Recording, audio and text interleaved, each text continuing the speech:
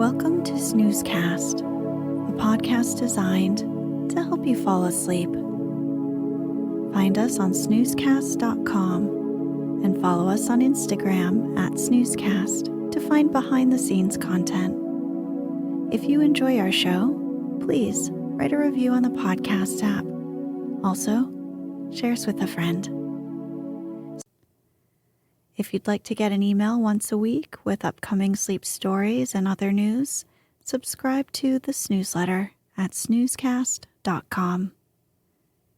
This episode is brought to you by our Patreon supporters and by Bleached Linen.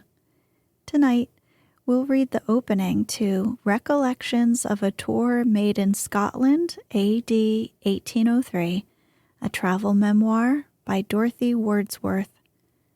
Her 6-week, 663-mile journey through the Scottish Highlands with her brother, William Wordsworth, and mutual friend, Samuel Taylor Coleridge, has been called a masterpiece and one of the best Scottish travel writings during a century which saw hundreds of such examples. Dorothy wrote Recollections for family and friends and never saw it published in her lifetime. The three travelers were important authors in the burgeoning Romanticism movement, and thus the trip itinerary was in part a literary pilgrimage to the places associated with Scottish figures significant to Romanticists. Dorothy's descriptions and judgments of the countryside and landscapes were a mixture of her own personal aesthetics and the in-fashion aesthetics of the sublime, beautiful, and picturesque. In fact, Recollections is considered today a classic of picturesque travel writing. Venturing to Scotland in 1803 was not an easy trip, and the 30-year-old Dorothy would experience much of the rougher nature of Scottish life, a depopulated rural land due to industrialization and emigration, along with rough roads, coarse lodgings, and sometimes meager food.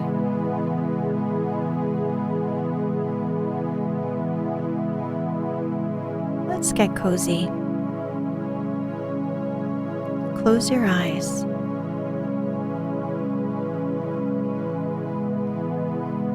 Relax your body into the softness of your bed.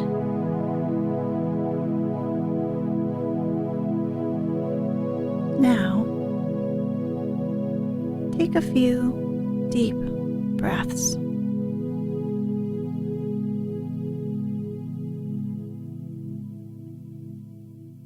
Part 1. First week. William and I parted from Mary on Sunday afternoon, August 14th, 1803, and William, Coleridge, and I left Keswick on Monday morning, the 15th, at 20 minutes after 11 o'clock. The day was very hot. We walked up the hills and along all the rough road, which made our walking half the day's journey. Traveled under the foot of Carrick, a mountain covered with stones on the lower part. Above, it is very rocky, but sheep pasture there. We saw several where there seemed to be no grass to tempt them. Past the foot of Grisdale and Mosedale, both pastoral valleys, narrow, and soon terminating in the mountains, green, with scattered trees and houses, and each a beautiful stream. At Grisdale, our horse backed up upon a steep bank where the road was not fenced, just above a pretty mill at the foot of the valley, and we had a second threatening of a disaster in crossing a narrow bridge between the two dales, But this was not the fault of either man or horse. Slept at Mr. Younghusband's public house, Heskett, Newmarket. In the evening, walked to Calbeck Falls, a delicious spot in which to breathe out a summer's day. Limestone rocks, hanging trees, pools, and water breaks, caves and cauldrons which have been honored with fairy names, and no doubt continue in the fancy of the neighborhood to resound with fairy revels. Tuesday, August 16th. Passed Rose Castle upon the Caldew, an ancient building of red stone with sloping gardens, an ivied gateway, velvet lawns, old garden walls, trim flower borders with stately and luxuriant flowers. We walked up to the house and stood some minutes watching the swallows that flew about restlessly and flung their shadows upon the sun-bright walls of the old building. The shadows glanced and twinkled, interchanged and crossed each other, expanded and shrunk up, appeared and disappeared every instant. As I observed to William and Coleridge, seeming more like living things than the birds themselves. Dined at Carlisle. So many strange faces known in former times and recognized, that it half seemed as if I ought to know them all, and, together with the noise, the fine ladies, etc., they put me into confusion. This day Hatfield was condemned. I stood at the door of the jailer's house where he was. William entered the house, and Coleridge saw him. I fell into conversation with a debtor, who told me in a dry way that he was far over-learned, and another man observed to William that we might learn from Hatfield's fate not to meddle with pen and ink. We gave a shilling to my companion, whom we found out to be a friend of the family, a fellow sailor with my brother John in Captain Wordsworth's ship. Walked upon the city walls, which are broken down in places and crumbling away. The city and neighborhood of Carlisle disappointed me. The banks of the river quite flat.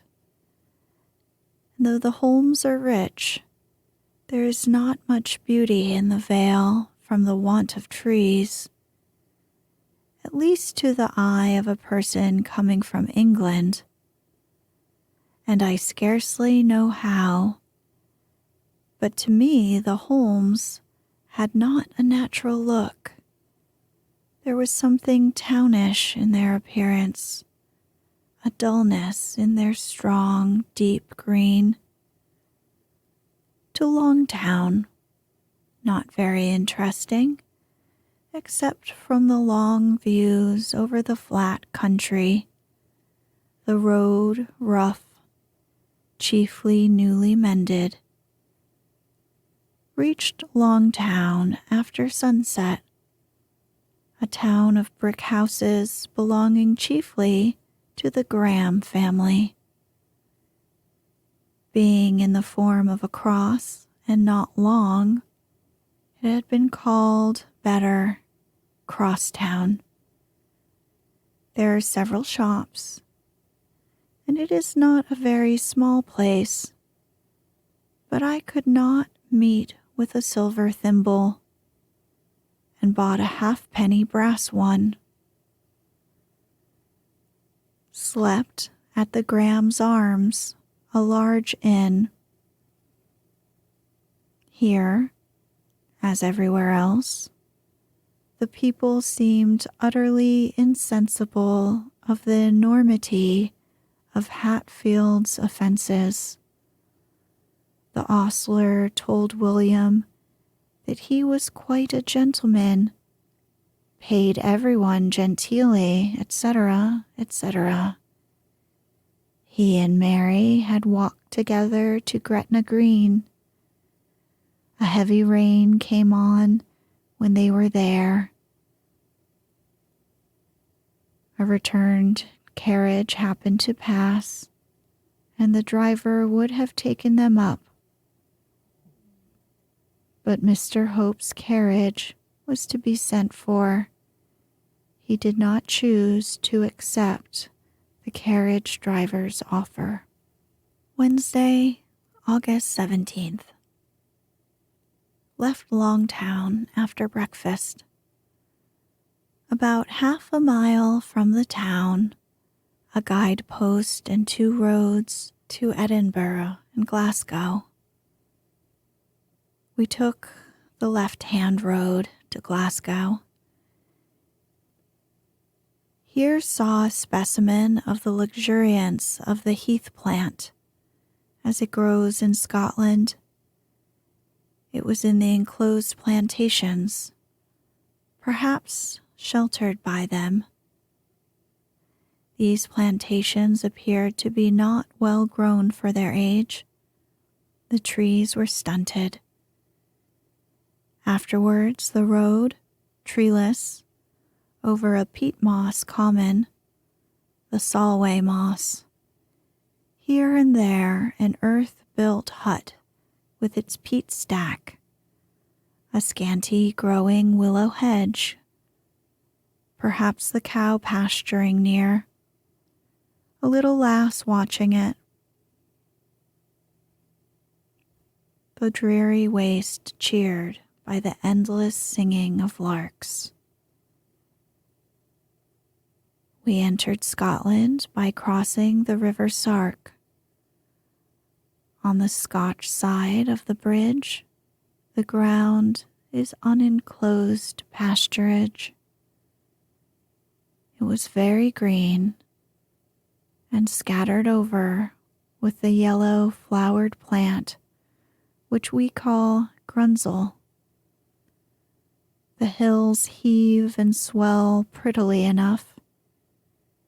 Cattle feeding, a few cornfields near the river. At the top of the hill opposite is Springfield, a village built by Sir William Maxwell. A dull uniformity in the houses, as is usual when all built at one time, or belonging to one individual, each just big enough for 2 people to live in, and in which a family, large or small as it may happen, is crammed. Further on, though almost contiguous, is Gretna Green, upon a hill and among trees. There is a pleasant view from the churchyard over Solway Firth to the Cumberland Mountains. Dined at Annan. On our left, as we traveled along, appeared the Solway Firth and the mountains beyond, but the near country dreary. Those houses by the roadside, which are built of stone. We peeped into a clay biggin that was very canny, and dare say will be as warm as a swallow's nest in winter. The town of Annan made me think of France and Germany. Many of the houses large, the size of them outrunning the comforts. One thing which was like Germany pleased me. The shopkeepers express their calling by some device or painting. Bread bakers have biscuits, loaves, and cakes painted on their window shutters. Blacksmiths, horses' shoes, iron tools, etc., etc., and so on through all the trades. Reached Dumfries at about 9 o'clock, market day, met crowds of people on the road, and everyone had a smile for us and our car. The inn was a large house and comfortable. Mr. Rogers and his sister, whom we had seen at our own cottage a few days before, had arrived there that same afternoon on their way to the Highlands, but we did not see them till the next morning, and only for about a quarter of an hour. William and I walked out after dinner. Coleridge was not well and slept upon the carriage cushions. We made our way to the cottages among the hills and knots of wood, and then saw what a delightful country this part of Scotland might be by planting forest trees. The ground all over heaves and swells like a sea, but for miles there are neither trees nor hedgerows, only mound fences and tracks, or slips of corn, potatoes, clover, with hay between, and barren land. But near the cottages, many hills and hillocks covered with wood. We passed some fine trees and paused under the shade of one close by an old mansion that seemed, from its neglected state, to be inhabited by farmers. But I must say that many of the gentlemen's houses which we have passed in Scotland have an air of neglect. It was a beech in the full glory of complete and perfect growth, very tall, with one thick stem mounting to a considerable height, which was split into 4 thighs, as Coleridge afterwards called them, each in size a fine tree of its own. Past another mansion, now tenanted by a schoolmaster, many boys playing upon the lawn. I cannot take leave of the country which we passed through today without mentioning that we saw the Cumberland Mountains, the last view we had of them. Drayton has prettily described the connection which this neighborhood has with ours when he makes Skiddaw say, "Scurfell from the sky that Annandale doth crown, with a most amorous eye, salutes me every day, or at my pride looks grim, oft threatening me with clouds, as I oft threatening him." These lines recurred to William's memory, and we talked of Burns and of the prospect he must have had, perhaps from his own door, of Skiddaw and his companions, indulging ourselves in the fancy that we might have been personally known to each other, and he have looked upon those objects with more pleasure for our sakes. In Recollection, William long afterwards wrote the following address to the sons of the ill-fated poet. Ye now are panting up life's hill. 'Tis twilight time of good and ill, and more than common strength and skill must ye display, if ye would give the better will its lawful sway. Strong-bodied if ye be to bear intemperance with less harm, beware. But if your father's wit ye share, then indeed, ye sons of Burns, for watchful care there will be need. For honest men delight will take to show you favor for his sake, will flatter you and fool and rake, your steps pursue, and of your father's name will make a snare for you. Let no mean hope your souls enslave. Be independent, generous, brave. Your father such example gave, and such revere.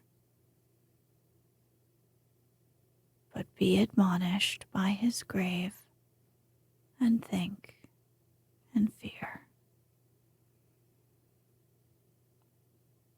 Friday, August 19th. Open country for a considerable way. Passed through the village of Thornhill, built by the Duke of Queensberry, the brother houses so small that they might have been built to stamp a character of insolent pride on his own huge mansion, which is full in view on the opposite side of the Nith. This mansion is indeed very large, but to us it appeared like a gathering together of little things. The roof is broken into 100 pieces in the shape of casters, conjurers' balls, cups, and the like. The situation would be noble if the woods had been left standing, but they have been cut down not long ago, and the hills above and below the house are quite bare. About 1.5 miles from there is a turnpike gate at the top of a hill. We left our car with the man and turned aside into a field where we looked down upon the Nith, which runs far below in a deep and rocky channel, the banks woody, the view pleasant down the river towards Thornhill, an open country, cornfields, pastures, and scattered trees. Returned to the turnpike house. Black cattle feeding close to the door. Our road led us down the hill to the side of the Nith, and we traveled along its banks for some miles. Here were clay cottages, perhaps every half or quarter of a mile. The bed of the stream rough with rocks, banks irregular, now woody, now bare. Here's a patch of broom, there of corn, then of pasturage, and hills green or heathy above. We were to have given our horse meal and water at a public house in one of the hamlets we passed through, but missed the house, for, as is common in Scotland, it was without a signboard. Traveled on, still beside the river, till we came to a turnpike house, which stood rather high on the hillside. And from the door we looked a long way up and down the river, the air coldish, the wind strong. We asked the turnpike man to let us have some meal and water. He had no meal, but luckily we had part of a feed of corn brought from Keswick, and he procured some hay at a neighboring house.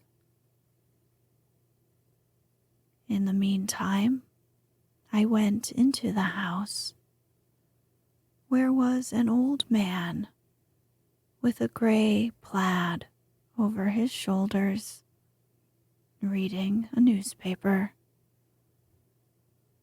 On the shelf lay a volume of the Scotch Encyclopedia, a history of England, and some other books. The old man was a caller, by the way. The man of the house came back, and we began to talk. He was very intelligent, had traveled all over England, Scotland, and Ireland as a gentleman's servant, and now lived alone in this turnpike house. There is always something peculiar in the house of a man living alone. This was but half furnished, yet nothing seemed wanting for his comfort, though a female who had traveled half as far would have needed 50 other things. He had no meat or drink in the house, but oat bread and cheese. The cheese was made with the addition of seeds and some skimmed milk.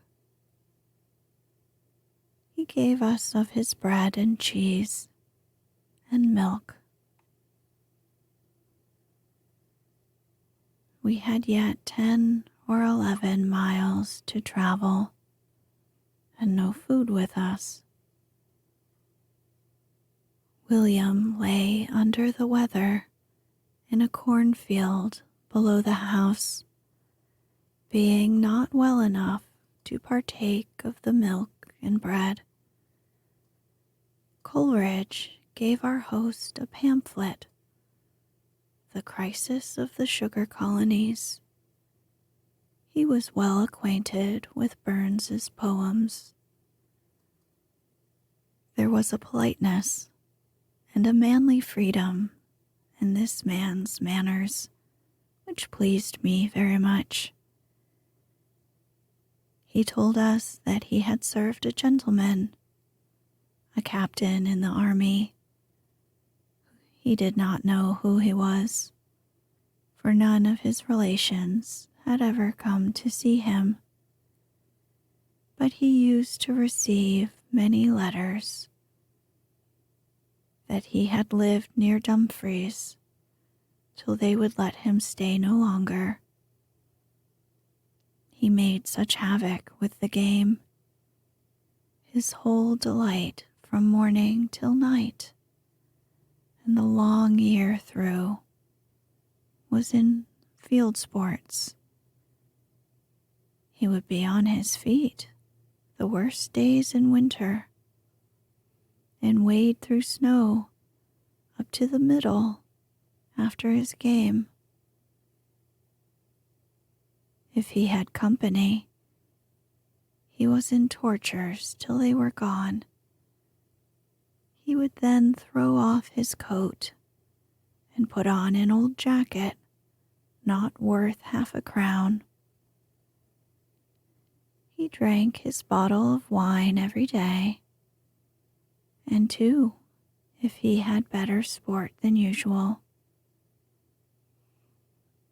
Ladies sometimes came to stay with his wife, and he often carried them out in an Irish jaunting car, and if they vexed him, he would choose the dirtiest roads possible and spoil their clothes by jumping in and out of the car.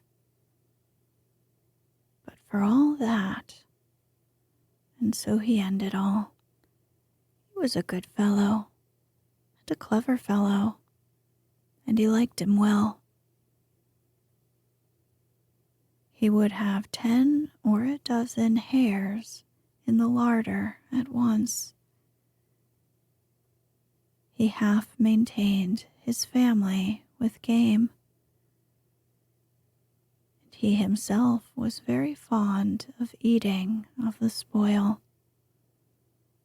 unusual with true heart and soul sportsmen. The man gave us an account of his farm where he had lived, which was so cheap and pleasant that we thought we should have liked to have had it ourselves. Soon after leaving the turnpike house, we turned up a hill to the right. The road for a little way, very steep, bare hills with sheep. After ascending a little while, we heard the murmur of a stream far below us and saw it flowing downwards on our left towards the Nith, and before us, between steep green hills, coming along a winding valley. The simplicity of the prospect impressed us very much. There was a single cottage by the brook side. The dell was not heathy, but it was impossible not to think of Peter Bell's Highland Girl. We now felt indeed that we were in Scotland. There was a natural peculiarity in the place. In the scenes of the river, it had not been the same as England, but yet not simple, naked Scotland. The road led us down the hill, and now there was no room in the vale but for the river and the road. We had sometimes the stream to the right, sometimes to the left. The hills were pastoral, but we did not see many sheep. Green, smooth turf on the left, no ferns. On the right, the heath plant grew in abundance of the most exquisite color. It covered a whole hillside, or it was in streams and patches. We traveled along the vale without appearing to ascend for some miles. All the reaches were beautiful, in exquisite proportion, the hills seeming very high from being so near to us. It might have seemed a valley which nature had kept to herself for pensive thoughts and tender feelings, but that we were reminded at every turning of the road of something beyond by the coal carts which were traveling towards us.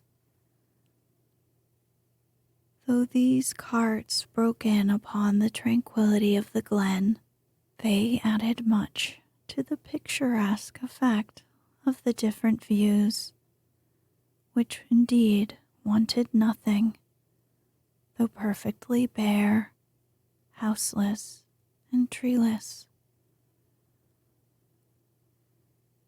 After some time, our road took us upwards, towards the end of the valley. Now the steeps were heathy all round. Just as we began to climb the hill, we saw 3 boys who came down the cleft of a brow on our left. One carried a fishing rod, and the hats of all were braided with honeysuckles. They ran after one another as wanton as the wind.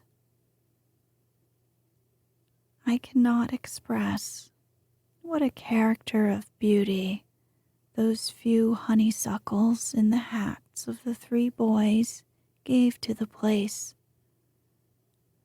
What bower could they have come from?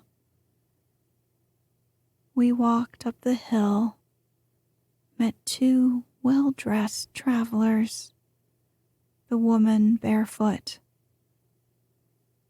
Our little lads, before they had gone far, were joined by some 6 of their companions, all without shoes or stockings. They told us they lived at Wanlockhead, the village above, pointing to the top of the hill. They went to school and learned Latin, Virgil, and some of them Greek, Homer. But when Coleridge began to inquire further, off they ran, I suppose afraid of being examined. When, after a steep ascent, we had reached the top of the hill, we saw a village about half a mile before us on the side of another hill, which rose up above the spot where we were. After a descent, a sort of valley or hollow. Nothing grew upon this ground, or the hills above or below, but heather. Yet round about the village, which consisted of a great number of huts, all alike and all thatched, with a few larger slated houses among them, and a single modern-built one of a considerable size, were 100 patches of cultivated ground, potatoes, oats, hay, and grass.